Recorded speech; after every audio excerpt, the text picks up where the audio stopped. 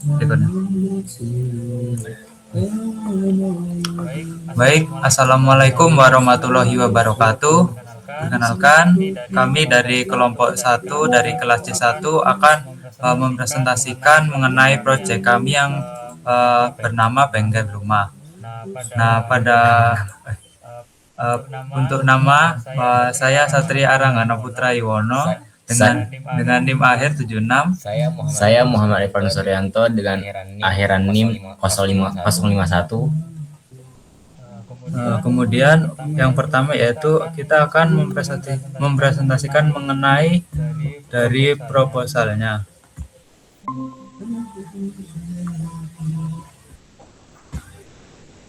Nah, di sini untuk pembagian job desk dari kami yaitu kita saling mengerjakan apa yang kurang aja, jadi saling bantu untuk proposal dan juga proyeknya.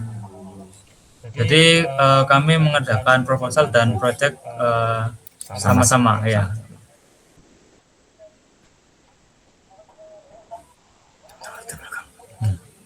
Baik, untuk latar belakangnya silakan Mas Ivan. Jadi latar belakang kenapa kami membuat proyek itu ingin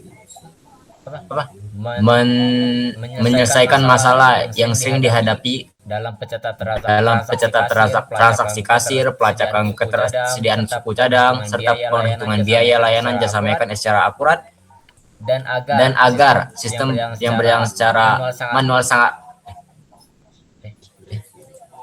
agar terhindar dari masalah kekeliruan perhitungan uang kembalian, ketidaksesuaian data stok gudang, hingga hilangnya riwayat nota pembayaran pelanggan.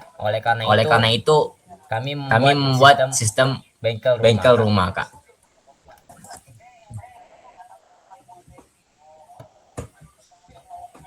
Nah, kemudian yaitu mengenai deskripsi singkat proyek. Jadi pada aplikasi bengkel rumah yang kami buat ini untuk penggunanya yaitu merupakan kasirnya atau administrator dari bengkel. Kemudian yaitu ada objek utamanya yaitu seperti kelasnya yaitu ada barang, spare part, item transaksi bengkel rumah. Kemudian untuk skenario kerjanya. Jadi kasir melakukan login terlebih dahulu. Kemudian setelah itu kan menampilkan menu utama ya. Itu memilih jasa servis. Kemudian si kasir juga bisa melihat stok suku cadang maupun menambahkannya. Kemudian setelah itu melakukan transaksi pembayaran. Kemudian yang kelima yaitu fitur atau skenario yang direncanakan. Nah, pada aplikasi bengkel rumah terdapat beberapa fitur, yaitu fitur keamanan login, fitur transaksi penjualan dinamis, kemudian yang ketiga untuk manajemen stok otomatis, keempat yaitu fitur kalkulasi finansial kontrak, kelima fitur ini cek nota pembayaran ini akan pop up saja. 6 yaitu fitur manajemen inventaris dan laporan pendapatan.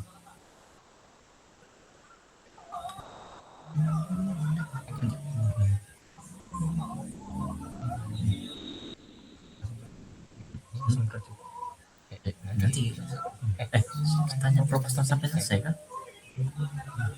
Sampai selesai berarti. Untuk konsep OOP yang digunakan itu yang pertama kelas. Kami merancang blueprint sistem seperti kelas data spare part, item transaksi, bengkel rumah, barang, dan hitung daya yang menjadi kelasnya. Objeknya yaitu ialah transaksi list, text username, dan text password. Dan untuk encapsulation itu ada pada get buyer, set buyer, dan get nama. Dan untuk inheritance-nya itu dari barang ke spare part, dan polymorphism itu terjadi pada method info di kelas spare part untuk mencetak spesifikasi yang berbeda dari kelas induknya. Abstraction itu menggunakan barang yang mendeklarasikan metode abstrak info tanpa isi body, juga abstrak kelas barang yang memuat fungsi dasar yang wajib diturunkan. Dan yang terakhir yang ketujuh relasi antar kelas. Kelas transaksi memiliki relasi agregasi dengan item transaksi. Dan yang kedelapan array of object, yaitu menggunakan array list untuk membuat spare part, kelas spare part, dan array list untuk kelas item transaksi. Dan yang terakhir exception handling, kami menggunakan try and catch pada main method simpan file pada nota. Untuk yang ketujuh yaitu rancangan kelas. Jadi di dalam aplikasi bengkel rumah terdapat beberapa kelas, yaitu yang pertama hitung biaya. Ini merupakan kelas induk interface yang mempunyai metode hitung total. Nah, kelas ini fungsinya nanti untuk menghitung total biaya. Kemudian kelas barang yang bersifat abstrak kelas, ini juga induk kelas. Kemudian ada variabel nama, harga. Lalu ada di sini untuk enkapsulasi, yaitu untuk get nama dan juga get harganya.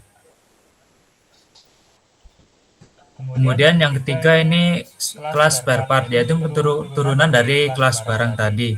Nah, di sini kita ada atribut stok untuk yang barang dan juga harga yang kita masukkan tadi. Lalu ada metode get stock, set stock, dan juga info. Keempat yaitu kelas item transaksi. Pada kelas ini terdapat variabel nama, harga, jumlah. Kemudian untuk metodenya yaitu ada subtotal, nama, dan juga get jumlah. Lalu kelas kelima yaitu transaksi. Nah, kelas ini berfungsi untuk memasukkan seperti nama pelanggan, lalu menghitung total, menampilkan menghitung kembalian, dan juga menghitung bayarnya. Kemudian kelas yang bengkel rumah ini merupakan main kelasnya, di mana ada daftar spare part nanti untuk. Kemudian ada transaksi list, nama layanan, harga layanan.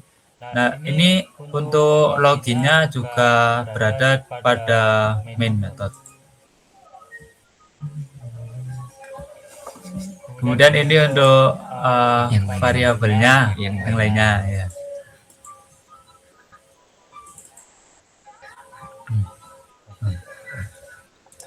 Untuk rancangan relasi antara kelas dan UML diagramnya, yaitu yang pertama, kelas hitung biaya merupakan interface kelas induk dan kelas transaksi merupakan implementnya.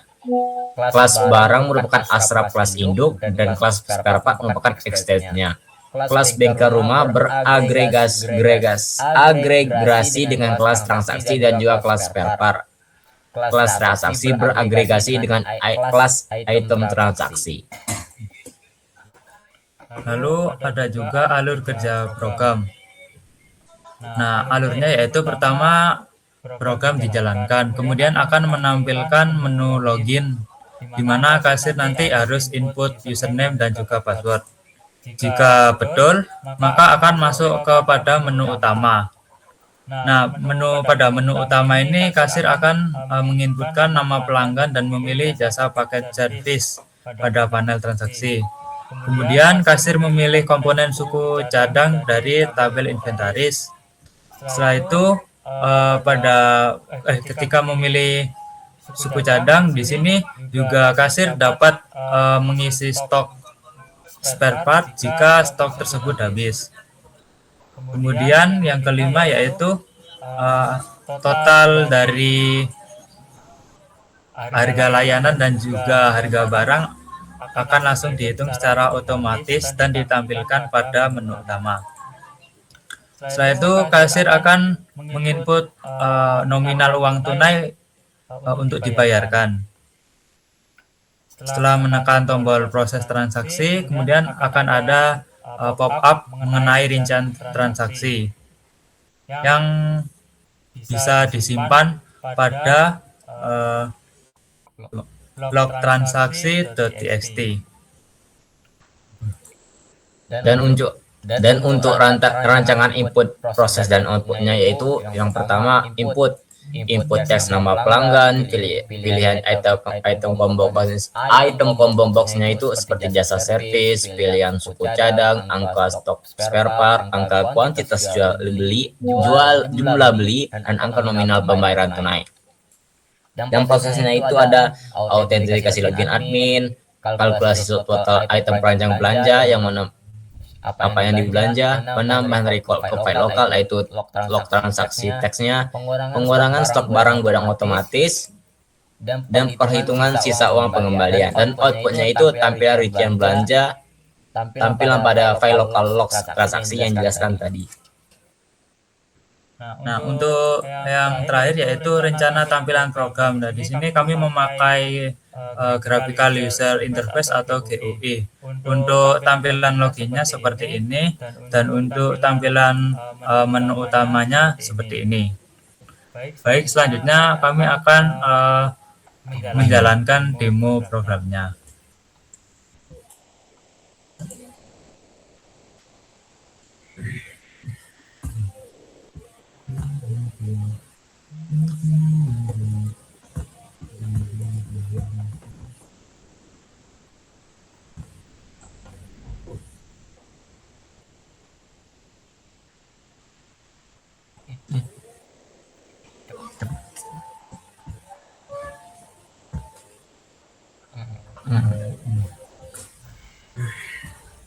Baik, di sini kami akan mendemonstrasikan programnya.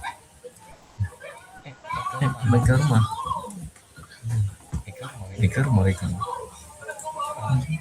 Ya. Oh, udah.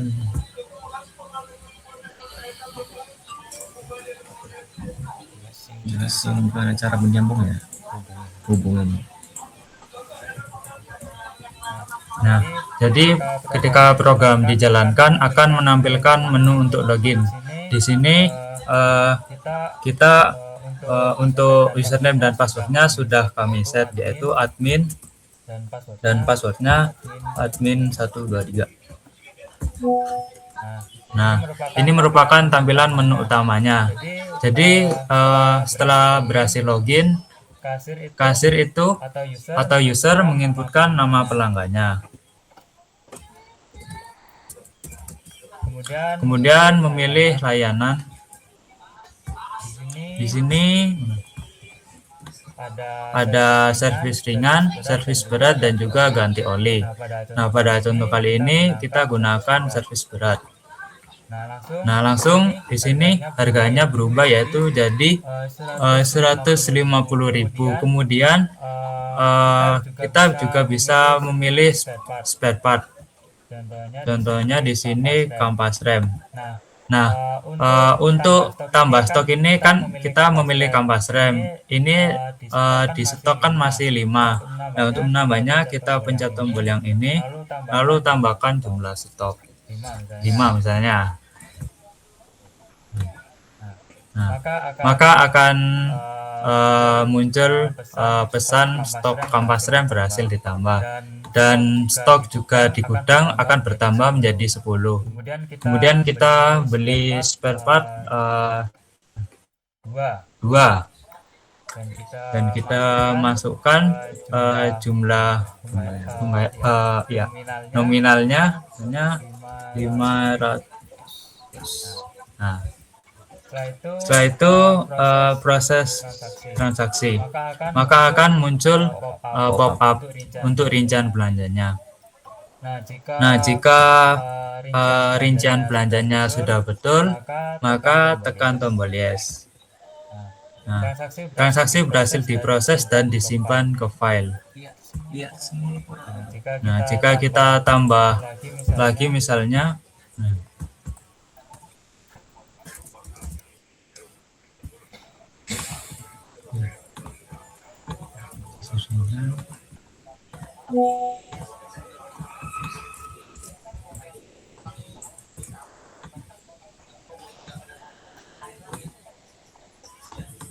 nah, pada laporan itu maka akan tersimpan seperti ini. Ini yang baru tadi. Kemudian untuk proses transaksi yang tadi itu yang ini. Nah, jadi ini sudah disimpan ke dalam log transaksi.txt tadi.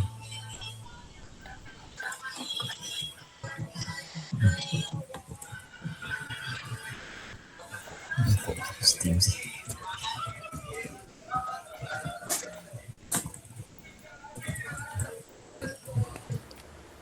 Oke, sudah presentasi.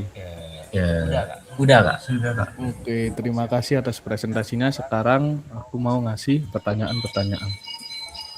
Mungkin pertanyaan pertama dari aku tentang UI dulu. Coba kalian run programnya lagi.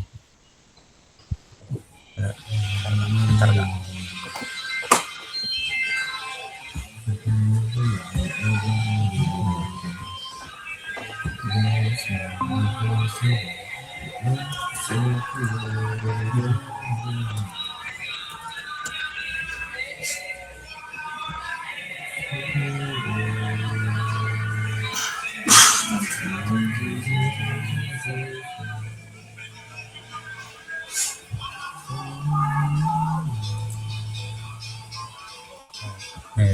UI untuk yang menu utama, Kakak.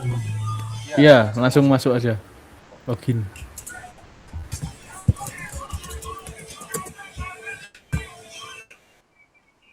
Nah, ini coba kamu isi data.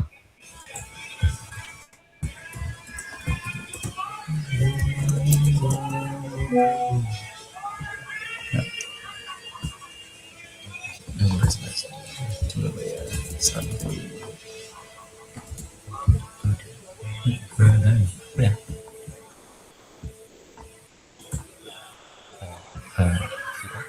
Isi data aja. Kita beli Sudah. terus. Gini, Kakak. Ya, nah, semisalkan jumlah bayarnya ini di bawahnya total biaya gitu, keterangan yang muncul apa? Enggak. Nah, ini, Kak. Ya, uang pembayaran kurang. Totalnya 50.000 gitu, Kak. Oh, berarti ada notif ya. Bagus, Ya, bagus. ada try and cash-nya, Kak. Oke, siap.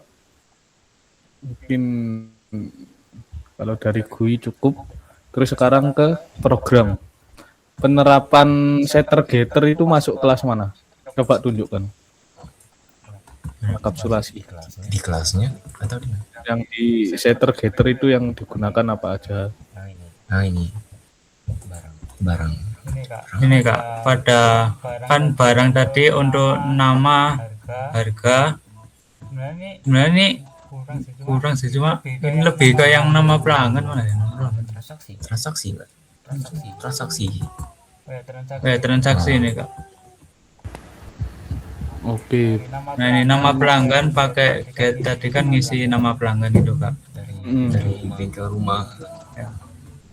Get nama pelanggan, get nama layanan, get bayar, set bayar, get tanggal. Oke.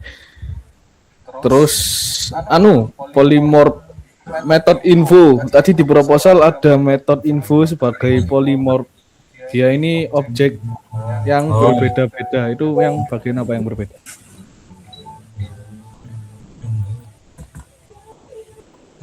Nah, ini, Kak.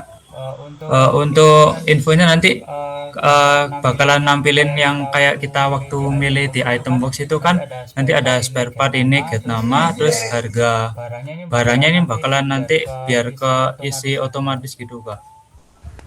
Oke. Udah sih kalau dari aku cukup pertanyaan. Mungkin dari Kak Ayu ada pertanyaan.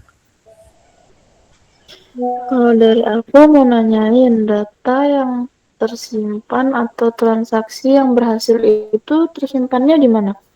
Di ini, Kak, di log transaksi.txt ini, Kak. Di file yang baru Kak. Oh, oke.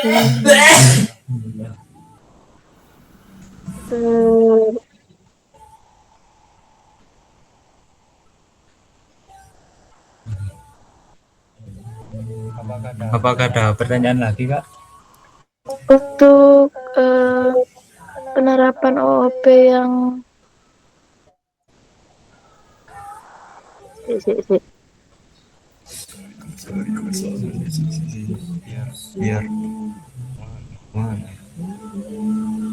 Enggak, udah tadi.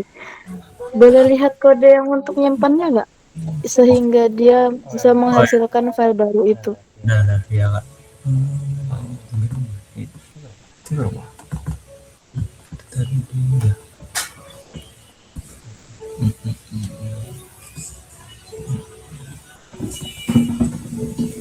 Ke rumah ya. Ini Kak, simpan ke file ini Kak. Oke, udah pakai metode simpan ke file. Oke sih, itu aja pertanyaan dari aku. Mungkin dari kayak hasil ada saran? Oh ya, saran dari aku, sebenarnya program kalian ini udah bagus banget, udah memaksimalkan konsep UUP-nya juga. Saran dari aku untuk saran pengembangan aja sih. Kan di GUI tadi kan, di fiturnya kalian kan ada nama pelanggan ini bisa servis ringan, berat, ganti oli, terus bisa beli spare part juga kan. Ya. Nah itu kalau saran dari aku itu dia ini dijadikan bagian yang berbeda. Jadi untuk bagian servisnya aja terus sama bagian belinya aja. Jadi bisa dibuat bagian yang berbeda, bagian yang berbeda. Kenapa kok seperti itu? Untuk lebih masuk akal aja. Jadi ketika kita ini hanya servis aja terus servis listnya itu dilengkapi juga. Kayak misal bisa ngisi sendiri atau di luar list ada disuruh input manual lah intinya input manual. Terus sama beli spare part mungkin jika kalian tambah list spare partnya juga lebih masuk akal. Terus oh iya, yang aku bingungin tadi itu sebenarnya ketika di jumlah bayar. Di jumlah bayar tadi aku bingung, soalnya aku ngirane jumlah bayar ini adalah total biaya. Nah, kok total biaya, jumlah bayarnya ditulis lebih dari total biaya. Oh ternyata dia ini untuk pelanggan yang membayar. Alangkah baiknya jika kalian tulis total biayanya juga setelah semua layanan atau spare part itu dilakukan. Jadi ada total biaya langsung yang keluar tanpa harus diproses transaksi dulu. Nah, itu lebih masuk akal untuk jual beli. Baru nanti setelah ada pop up total biaya, baru si pelanggannya ini bisa bayar atau kita bisa input jumlah bayar. Nah, itu lebih masuk akal. Oke? Baik Kak. Itu untuk saran pengembangan dari aku. Tapi tidak untuk kalau mau diimplementasikan ya terserah untuk semester depan mungkin kalau kalian masih menggunakan tapi tidak apa-apa. Itu mungkin cukup dari saya saran. Kalau dari Kak Ayu ada saran? Mungkin saran kecil aja sih. Biasa saran pengembangan ya untuk kedepannya kalau mengembangkan sistem seperti nota transaksi gini, baiknya di akhir mungkin bisa dibuatkan tulisan terima kasih kepada pengunjung atau di atasnya mungkin bisa menuliskan nama toko seperti struk-struk biasanya yang kita lihat ya. Seperti itu. Biar kenal. Jadi nggak sekedar isi langsung udah gitu. Itu aja sih. Terima kasih Kak. Terima kasih Kak. Oke, mungkin bisa ditutup